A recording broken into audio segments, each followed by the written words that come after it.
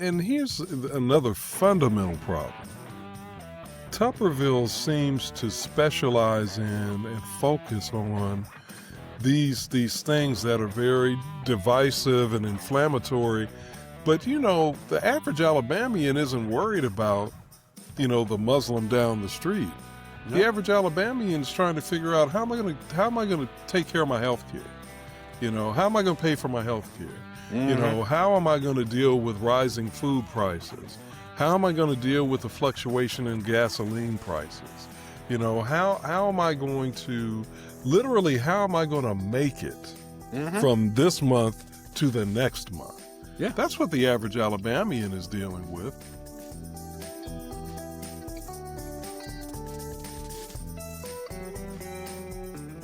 Alrighty, welcome in. It's your favorite political podcast. It's Alabama Politics This Week. Josh Moon and David Person.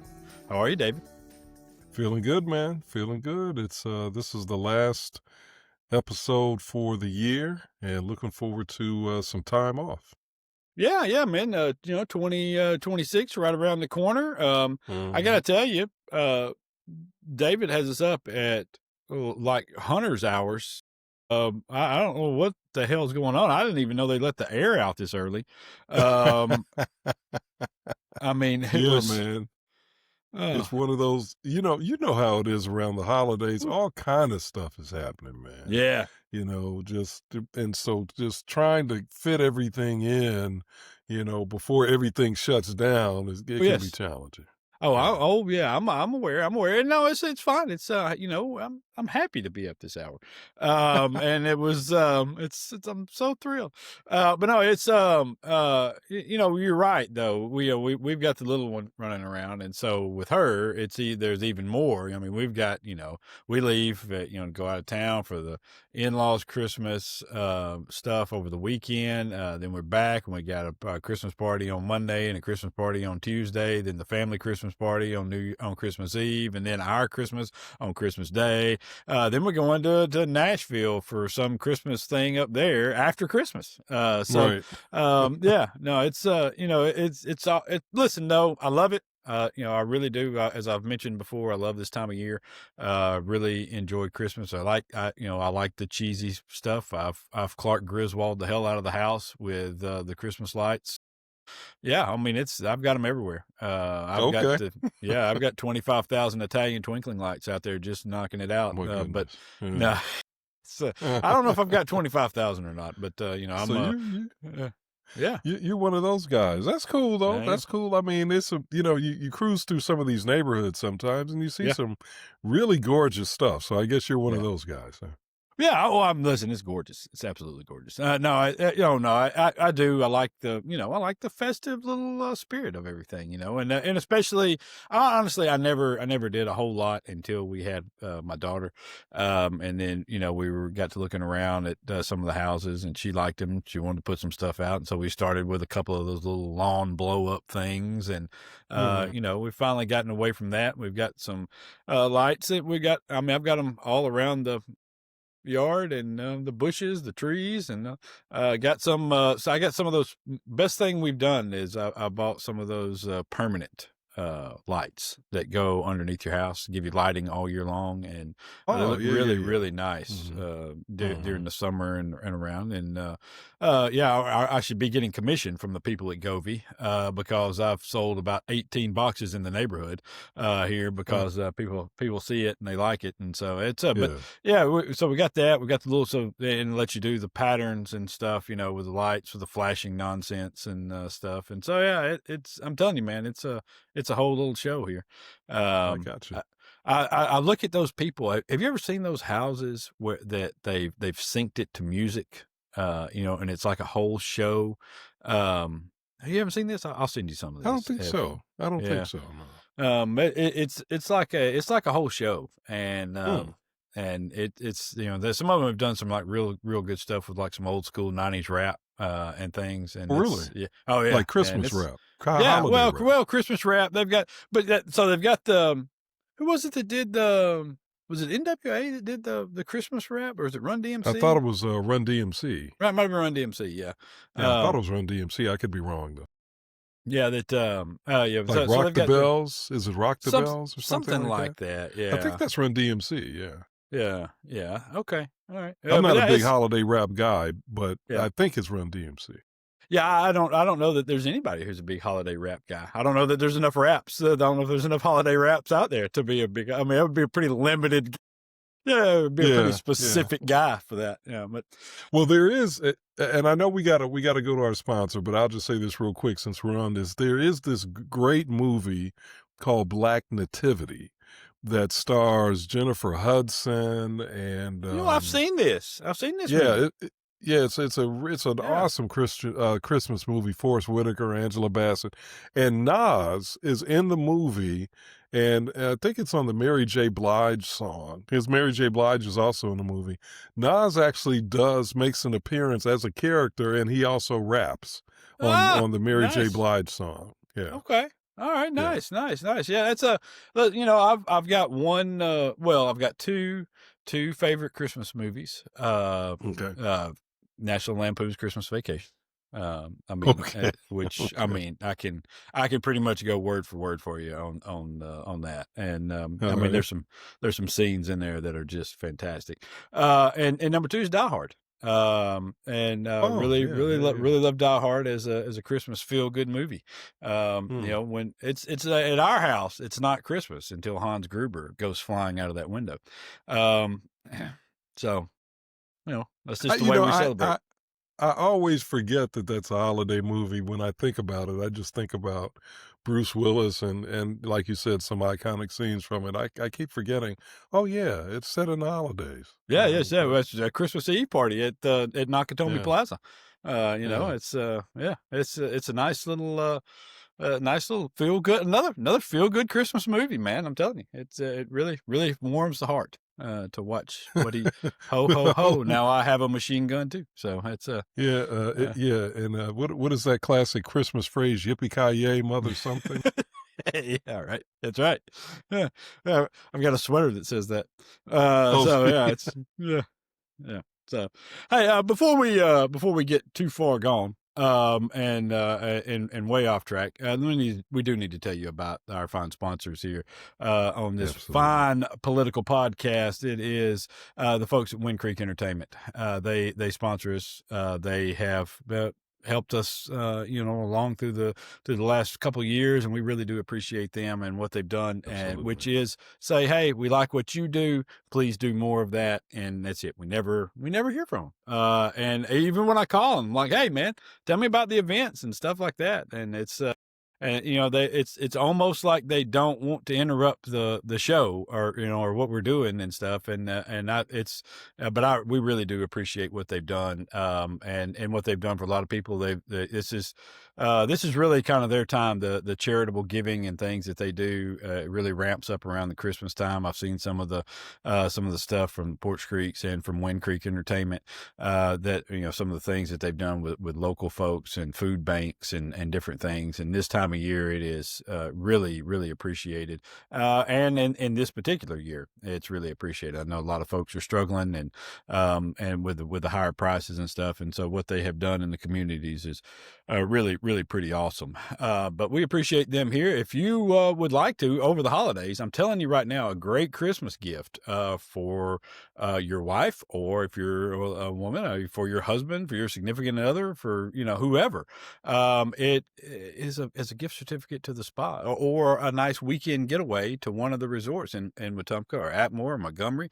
Go down and stay. I am telling you, you will enjoy yourself. It is a very, very nice place. It is first class. They do it upright. And I just, the times that I've stayed have been fantastic. We've enjoyed ourselves. Also want to remind people of OWA on the way to the beach. If you're looking for something to do with the kids over the Christmas holidays, here you got a couple of weeks. Everybody's looking for something. Right. Take them to OWA. It's an indoor water park down there. The weather's supposed to be fantastic over the next few weeks. Great Christmas weather coming our way. What everybody wants, up into the 70s, even in North Alabama, is exactly my my kind of Christmas. Yeah, And same so here. I mean, it's great. Take them down and go to the water park, you know, and have a good time, down there with them. But look them up online, Wind Creek Entertainment, book your stay, get a gift certificate for the spas, or go to eat at one of the restaurants there. You will not regret it. Fire is fire. I'm telling you. I am telling you. Go and check them out. You will not regret it. All righty. Thomas Hawley Tuberville. Mm. Mm.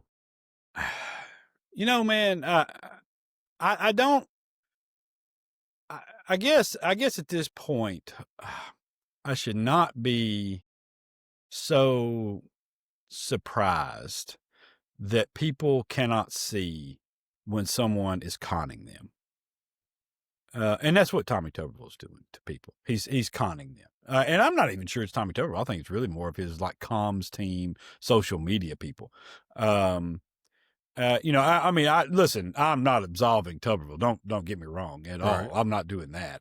Because he is fully behind this and fully okaying it and everything else. So Hey, he has no, to be, yeah. yeah. No, I'm not. I'm just saying, the attacks on Muslim and on Islam, and they're disingenuous. You know, this has never been something that Tuberville has talked about. Never. It's never been anything that he's talked about. It has never been a priority of his. He's never made it a focus. And in the 6 years that he's been in the Senate, up until 6 months ago, it has never been a focus of anything. And now all of a sudden he's gone full George Wallace. You know, and that's what he's doing. I mean, it Right out of the playbook. Yep. it's so blatantly obvious. And I don't understand how people aren't seeing this. I don't, you know, it's even people on the other side who are outraged by his comments, and I get the outrage. But he's playing people. You're kind of just feeding into what he's wanting out of this, and he's wanting attention for nothing. You know, he's wanting to attract bigots and racists, and small-minded people who he thinks are his base. Well, actually, they have to be his base, because nobody with a large mind would ever vote for him. But it's so he's looking for that, and this is his approach. I mean, I don't understand how people don't see it. Well, I think what he's counting on or assuming is that there's still enough ignorance and fear, and who knows, maybe he himself truly embraces this ignorance and fear. Maybe it truly is his mentality. Maybe it's not just the playbook. Maybe he really feels the way he's talking. I don't know. But I think what he's counting on is that there are other people who either are gullible enough to to embrace what he's talking about, or who, like him, actually believes these things. So let's look at it logically. There are over 1 billion Muslims in the world. Over 1 billion. So if Islam was this existential threat to the United States that he was claiming, if Islam was, then it already would have been enacted eons ago. Because Islam has been around since the early, first century, second century, something like that. Yeah. Muhammad, I don't remember exactly when Muhammad came to prominence as it relates to Jesus Christ, but it was close enough proximity that I know some theologians even consider Islam a post-Christian religion. That's what they actually call it.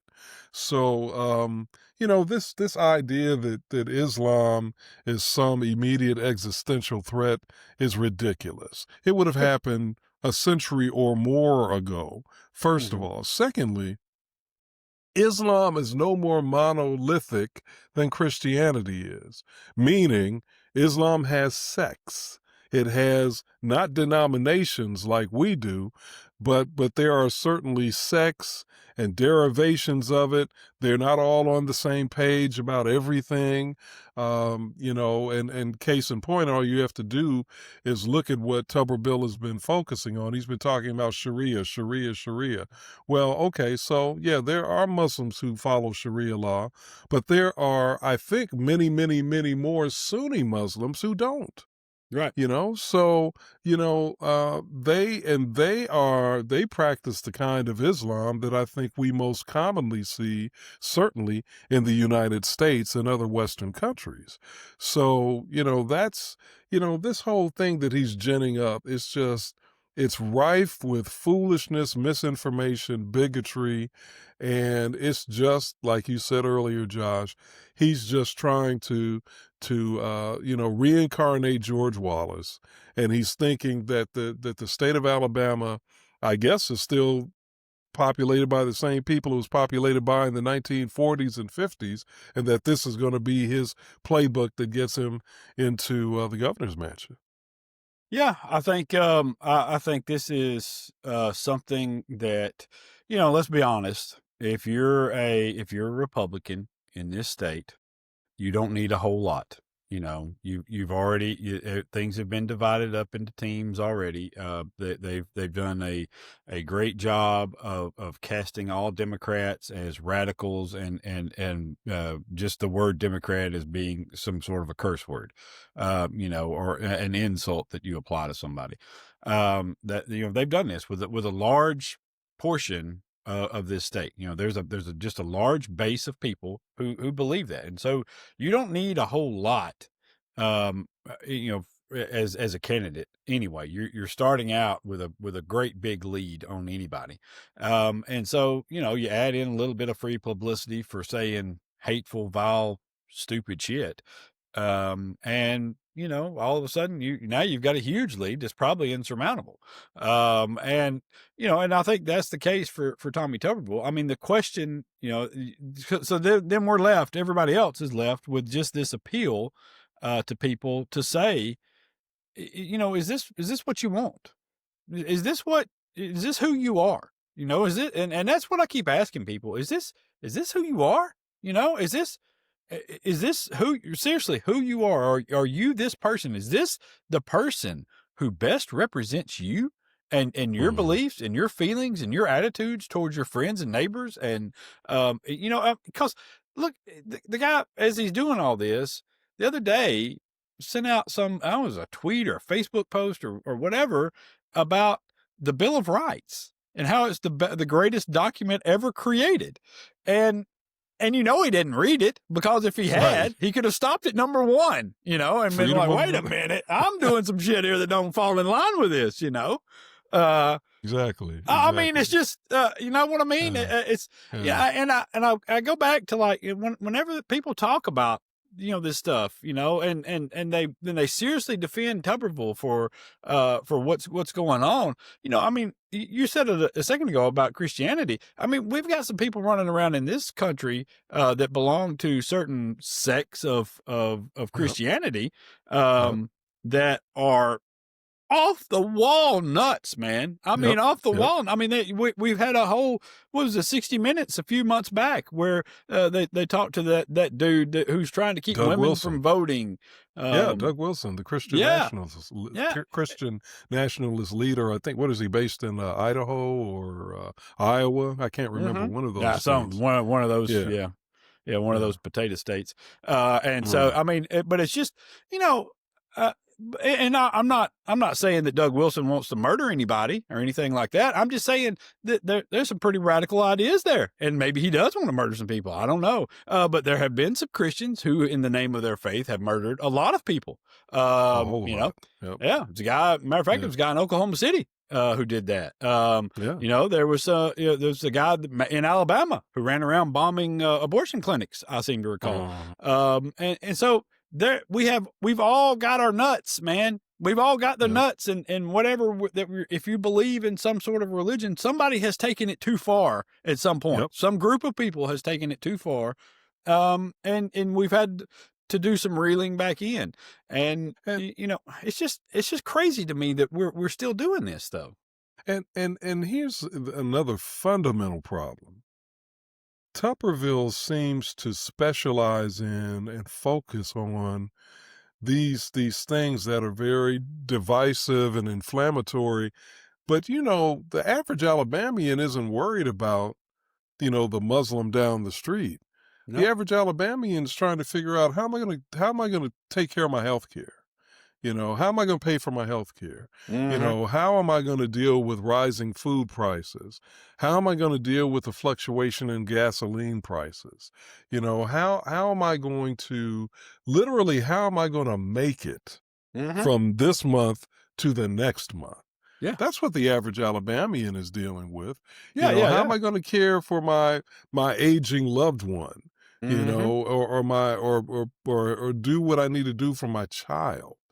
Not the mosque or the Muslim. That's not what they're worried about.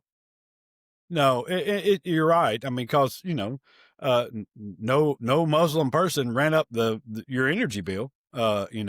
I mean, really, it's just ludicrous that but it goes right back into the whole transgender issue.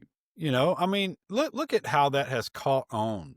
I mean, where it's a tagline in half the morons running for office in this state now. Mhm. That they mention right up at the front what you're going to do. Well, I'm going to keep men out of women's sports. I mean, it's so dumb. Like there's this line of men, trying to get into women's sports or whatever. It's just so stupid. Exactly. Nobody's even ever Exactly. heard of it. You know what I mean? Like Exactly.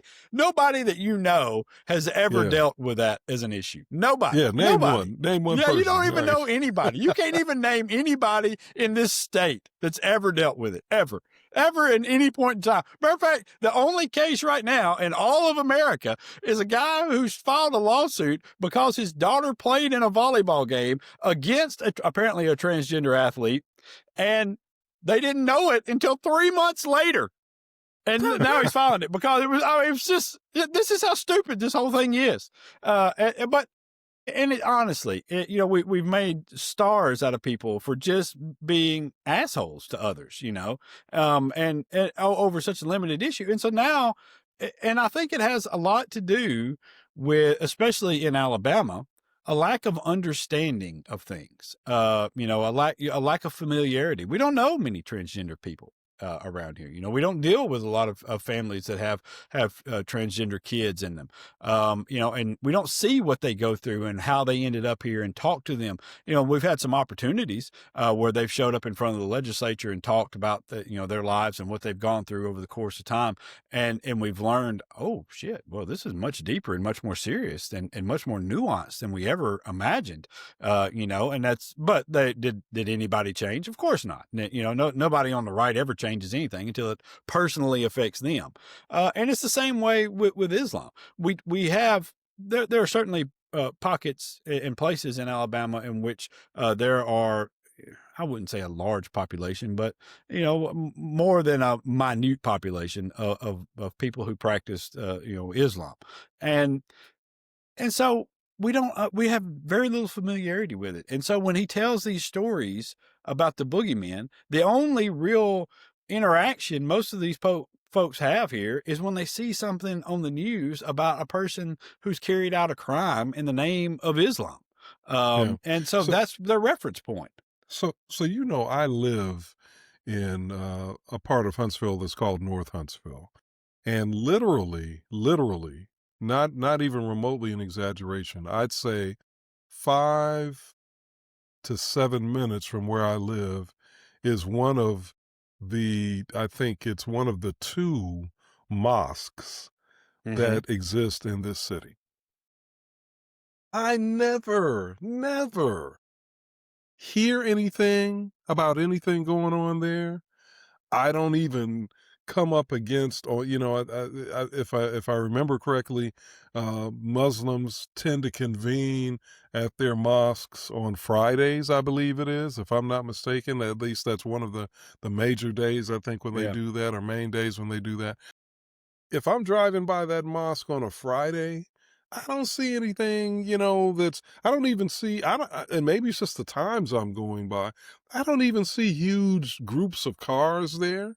Yeah. Now, I have been to that mosque. I've been inside of that mosque. And this was some years ago. Yeah, I have worshiped, even though I'm a Christian. I have worshiped with my Muslim brothers and sisters, and by that I mean I have celebrated the ending of Ramadan with them, and sitting in one of their services, and then sitting down to eat with them afterwards.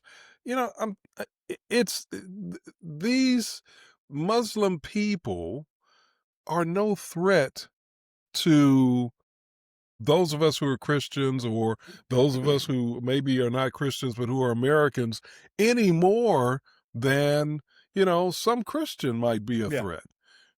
And as you were, I think, suggesting earlier, Josh, there's some Christian people that I need to worry about Yeah. because Oh, my politics doesn't align with theirs, yes. or my race doesn't align with theirs and their view of race. Yeah.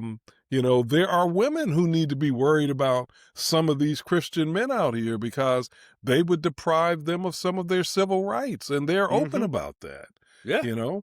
So, when you start talking about being concerned about people of faith, look, Muslims in America, they don't even make my list. Yeah. Yeah. They And don't listen, make my list. no, they don't. I mean, if we want to get right down to it as well, I would say the overwhelming majority of mass shootings that occur in this country are committed by people who, not necessarily in the name of Christianity, but are certainly, Yeah. I would say, practicing Christians, or have some relationship to the Christian faith. And so, it just it's ludicrous, and like I said, I think it plays upon people's fears of the unknowns. And one of the most vile things that Tuberville has done in this is attack the Muslim school in Birmingham. The one that wanted to move from Homewood to Hoover. And I was going to read something because I posted it this week on Facebook. I shared it this week on Facebook, and it was from a lady named Emily Gilreth, who's a teacher at this Muslim school. And she had heard about some of the things that had been going on. Some of Wait, the you said her comments. name was what?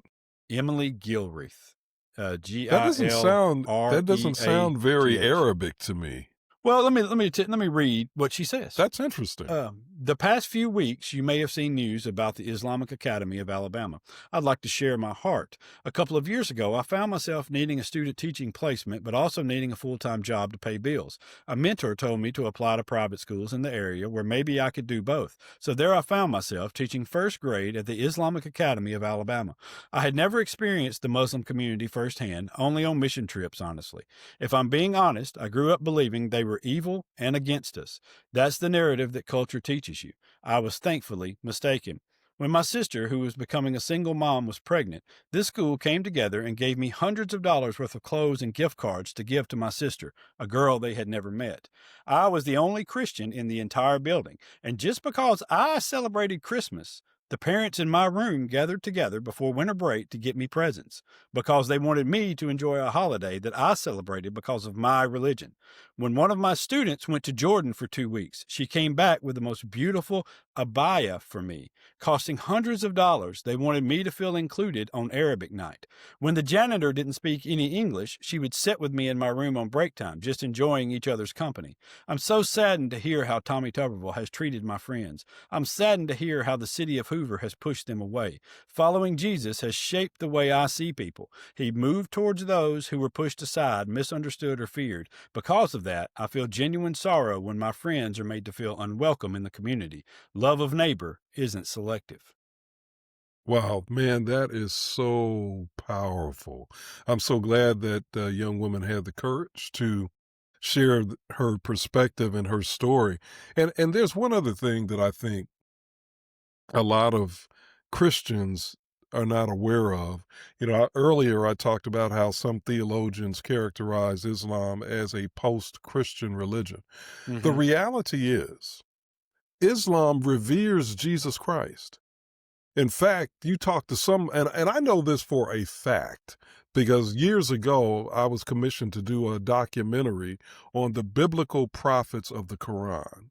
And one thing that I learned in talking to Muslim scholars up in Chicago and some other places was that Jesus Christ is considered to be the greatest of all prophets by Muslim scholars and those who know the Quran. In fact, some Muslim scholars even believe that at the end of days, or what we would call, the apocalypse, apocalypse or the second coming, that Jesus and Muhammad will return together. Will return together. So there's an interesting sort of, I'm going to say, deference and respect that the Quran pays to Jesus Christ. In fact, I think Mary, if I'm not mistaken, Mary is the only woman. She's either the only woman mentioned by name in the Quran or one of the few women mentioned by name in the Quran. And I think she's the only one, and I know she's the only woman that actually has a book in the Quran named after her. So there's this very complex sort of relationship that Orthodox Islam has with Christianity that many Christians are not aware of. And I think if more Christians understood the respect and the reverence that Islam gives to key aspects of Christianity, they would feel less threatened by it. Now, I'm not trying to say that Islam, Muslims don't worship Jesus. I mean, let me be clear. Christians worship Jesus, Muslims don't worship Jesus, but they do revere Jesus. They revere Moses. They revere the great Jewish prophets and consider the Bible, especially I think the Torah, if I understand it correctly, to have value and meaning. Not above the Quran, perhaps, but they consider it to have value and meaning, and even the Holy Bible as well. Some of the Muslim scholars tend to be very familiar with not just the Old Testament but the New Testament. Yeah. Well, I think that we're the lack of knowledge and the lack of education on a lot of this stuff has continued to harm people, has continued to lead them down a pathway in which they have made themselves into bigots, and have espoused some things that they should really be ashamed of. And I would like to think that maybe some people would want to better themselves and have a better understanding of what's going on. But so far, playing to the ignorance has led us to the path that we're on in this state, and with people who do this. And so I don't have a lot of faith, but I would encourage people to go out and actually read some stuff and to look at, comparatively speaking, the folks that practice all of the different religions, and what they have done and how they have behaved, and compare them on a more level playing field. But and not to be so damn scared of everything. Stop being afraid of everything. My God.